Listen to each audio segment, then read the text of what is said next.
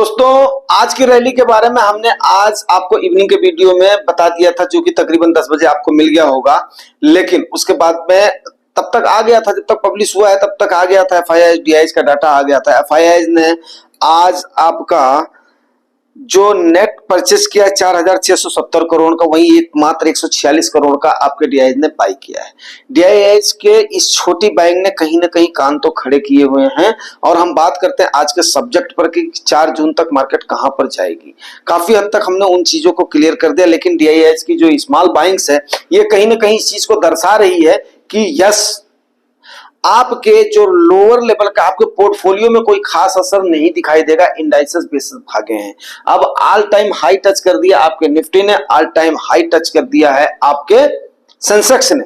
लेकिन आप खुद सोचिए कि क्या आपके बैंक ने 50,000 का आंकड़ा पार कर दिया है? क्या आपके स्मॉल कैप ने, मिड कैप ने ऑल टाइम हाई का आंकड़ा पार कर दिया? कई लोग जो अनजान लोगों बोलेंगे yes yes yes, but I से नो नो नो, क्योंकि आपके पोर्टफोलियो पर इसका असर नहीं दिखाई देगा। इसका असर क्यों नहीं दिखाई देगा वो मैं आपको बताता हूं। अब 4,670 करोड़ का जो आपके एफआईआई ने बाई किया है, क्या आप सोच रहे हैं इन्होंने क्या सारे में इक्वल डिस्ट्रीब्यूशन हुआ है? नहीं। आपके डीआईएज ने बाई किया है, क्या आपके उसमें हुआ है? डोमेस्टिक इंस्टीट्यूशन इन्वेस्टर ने जितना खरीदा है उनके पोर्टफोलियो में वही दिखाई देगा जो कि स्मॉल बायर्स रहे हैं। लेकिन कहीं ना कहीं ये बात तो है कि नेट सेलर भी हुई है, सेल और परचेस को निकाल करके तब जाकर के टोटल निकलता है। तो ऐसा नहीं है कि आज कई सारे लोगों ने नहीं खरीदा होगा, ठीक है ना। लेकिन अब आप देख लीजिए कि आज एचडीएफसी के स्टॉक्स में मूव दिखाई दिया है आपको, एक्सिस बैंक के स्टॉक में मूव दिखाई दिया आपको, रिलायंस में हैवी मूव दिखाई दिया आपको, अडानी के शेयर्स में आपको कई सारे मूव दिखाई दिए हैं आपको। तो कहीं ना कहीं ये दिखाई दे रहा है कि जो इस टाइप के हैवी वेटेज स्टॉक्स हैं उनमें हैवी बाइंग करके और उसके बाद में आपके इंडाइसेस को आगे बढ़ाया गया है। अब ये क्या ऑपरेटर का गेम है या गवर्नमेंट का इस पे फोर्स है या कई सारी चीजें, सवाल ये कहीं ना कहीं उठ करके आते हैं। हम लोग कोई पॉलिटिकल डिबेटर तो है नहीं, हम लोग क्या है, मार्केट के एक इन्वेस्टर हैं जो कि म्यूचुअल फंड में इन्वेस्ट करते हैं। हमारा डाइवर्सिफाइड पोर्टफोलियो है और हमारे पोर्टफोलियो में क्या दिखना चाहिए, हमें गेन दिखना चाहिए, तब तो जाकर के हमें फिर इसका आनंद आएगा। अब आपके पास अगर लार्ज कैप का फंड है, मिड कैप का फंड है, उसमें वेटेज आपके बैंकिंग स्टॉक्स का है, थोड़ा बहुत आईटी स्टॉक, आईटी भी स्लाइटली मूव किया 1.28% के आसपास।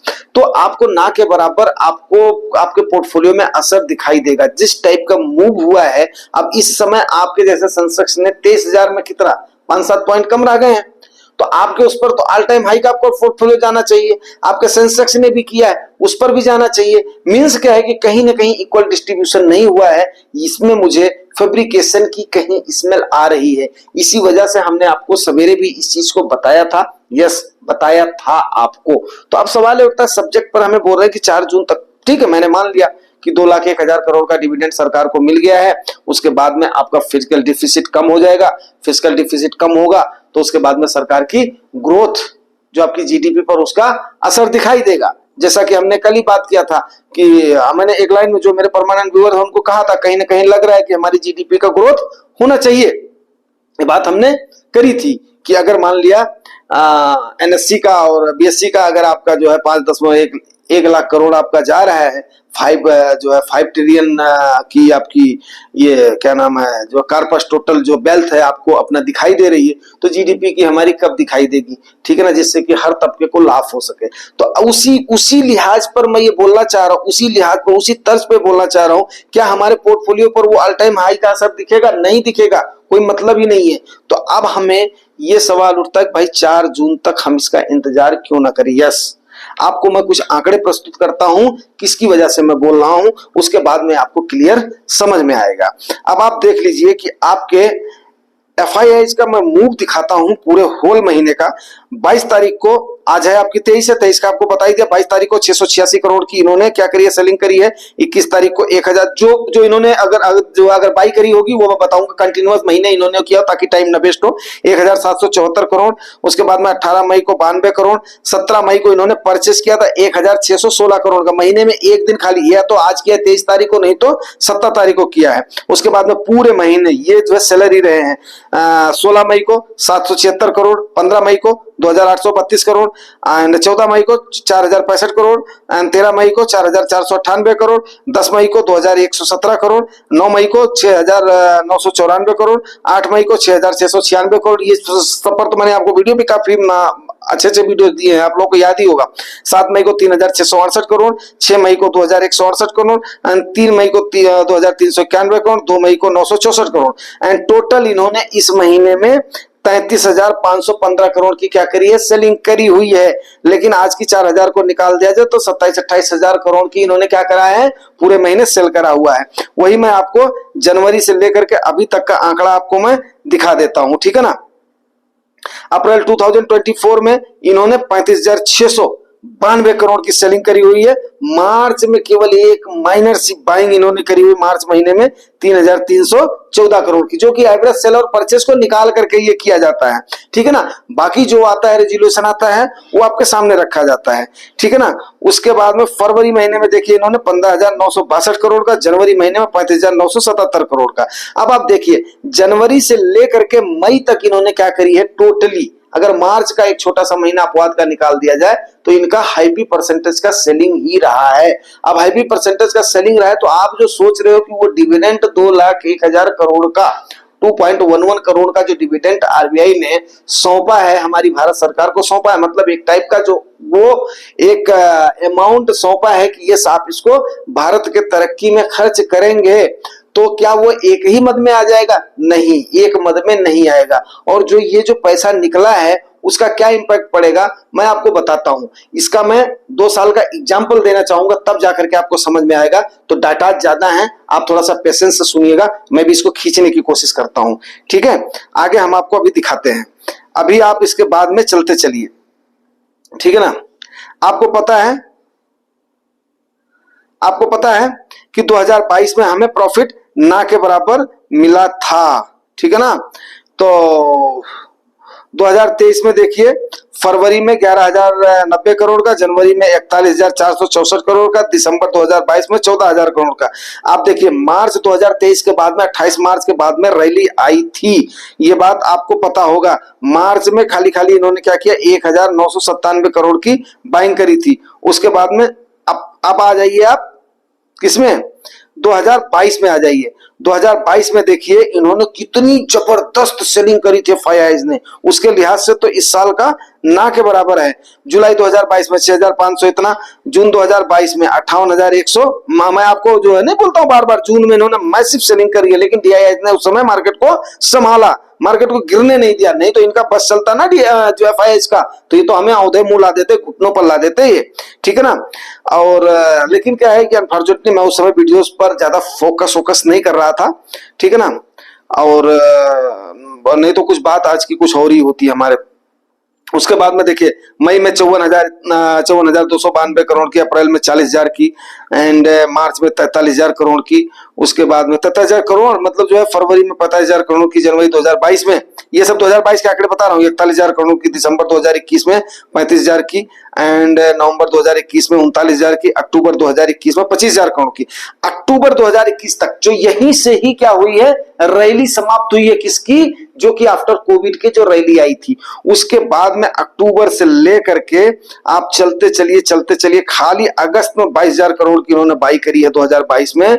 बाकी टोटल जनवरी क्या फरवरी 2023 तक इन्होंने पूरा सेलिंग करी थी, और वो खामियाजा हमें पूरे साल में भुगतना पड़ा था कि हमें बिल्कुल भी फ्लैट रिटर्न मिला था उसमें।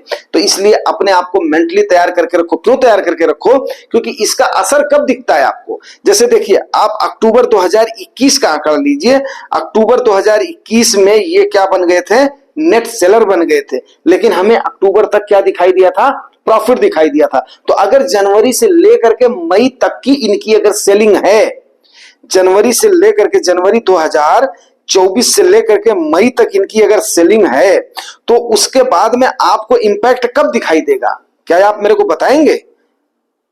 आप मेरे को बताएंगे इस बात को?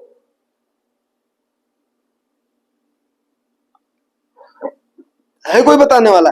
इसका इंपैक्ट आपको दिखेगा आफ्टर इलेक्शन की रैली में, ठीक है।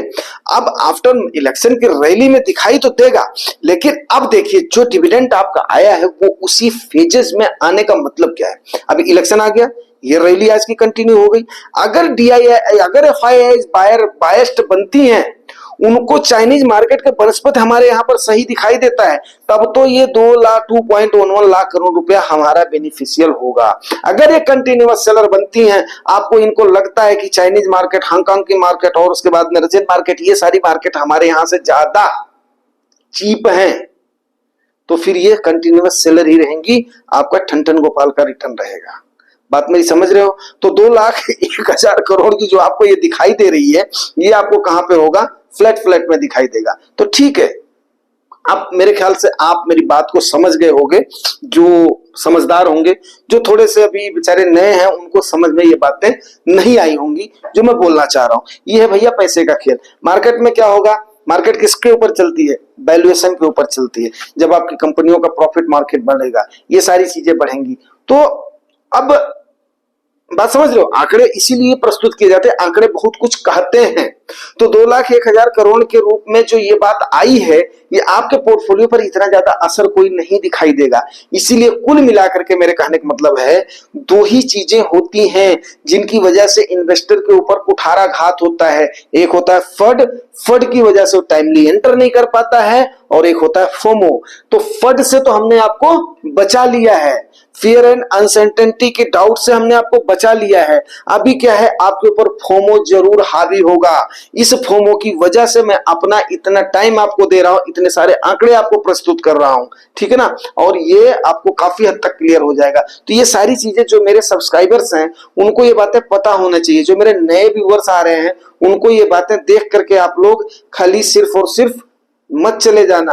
आप 0.1 सेकंड दे करके इस परिवार के मेंबर आप बनिए, उसको सब्सक्राइब करिए आप, ताकि आगे भी आपको जानकारियां मिलती रहें जो नए व्यूअर्स आते हैं। और बाकी जो हमारे परमानेंट व्यूअर और सब्सक्राइबर हैं, आप लोग लाइक शेयर कर दिया करो। तो इससे क्या होता है, कई लोगों का भला होगा, और उसके बाद में राइट टाइम पर वो एंटर करेंगे, राइट टाइम पर वो एनएबी लेंगे, तब जाकर के उनको इसका लाभ मिल पाएगा। उनका लाभ होता है तो ईश्वर हमारा भी लाभ करेगा।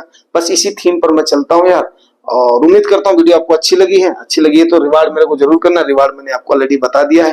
Thank you very much.